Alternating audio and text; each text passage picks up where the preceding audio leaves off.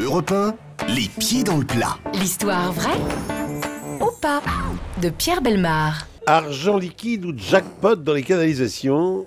Question qui n'est pas encore résolue.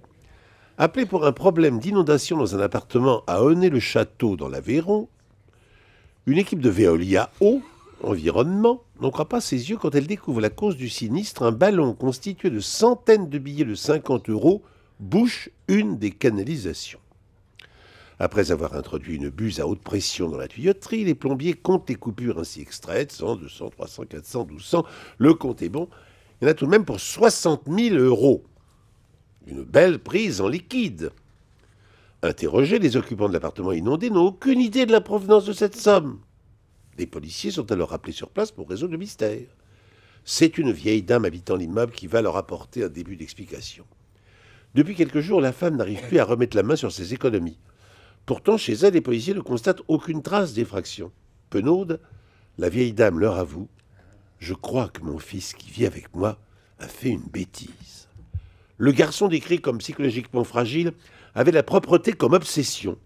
Et un jour, il décida donc de faire le ménage de fond en comble dans l'appartement. Et il ne fit pas les choses à moitié. Trouvant trop facilement à son goût le bas de laine familial de sa vieille maman, ce Tanguy crut bien faire en le cachant à un endroit jugé plus propice. Et son choix s'arrêta sur la cuvette des toilettes. Un homme averti en valant d'eux, le fiston tira la chasse d'eau à plusieurs reprises, en se disant qu'ainsi, l'argent serait vraiment hors de portée de voleurs potentiels. Alors, Laurent Guimier, est-ce qu'on y croit? Oui, bah, si le fiston est un peu zinzin, c'est crédible. Oui, je pense que c'est Il y a vrai. deux mots, bien sûr, qui reviennent très fort dans la langue française, dans ce qu'il vient de dire, fiston et zinzin. Merci, Laurent Guimier. D'après les tendances, il y a Maboul qui revient fort aussi. Jean-Luc Lemoyne, est-ce que vous y croyez? Bah, j'ai du mal à y croire parce que quand même dans les toilettes, un gros sac comme ça aurait bouché les toilettes. Donc même s'il est un peu zinzin, je vois pas pourquoi il aurait fait ça. Eh oui, je pense que là, on peut dire qu'il est Maboul. Valérie Benaïm.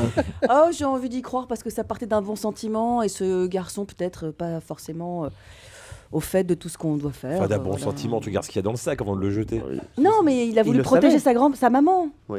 pour pas qu'on lui vole cet argent. Val- Ah bah c'est Valérie, sûr, c'est bien protégé dans les toilettes. Non, mais voilà, il est. Valérie voilà, il voit était toujours pas- le bon. Oui, Voilà, c'est ça. Bah oui, bah allez, moi, alors. Petit bonhomme. Thierry. Ouais, je vois d'accord. pas comment ça peut passer par les toilettes. Effectivement, 60 000 € en boule comme ça, normalement, c'est pas. Eh bien, tentez-le. Je Hein, sais vous nous direz. Hein. Vous-même. Moi, connaissant Pierre Bellemare, je pense que cette histoire est intégralement vraie. Eh bien, mon cher Cyril, Oui, Pierre. je m'adresse directement à vous parce que j'ai Merci. quoi me faire pardonner. Mais cette histoire, que vous pensez totalement vraie, Oui. l'est. Bah voilà. Pierre et moi, on devient tellement proches que je lis en lui comme dans un livre ouvert. Et Dieu sait que des livres, j'en ai lu.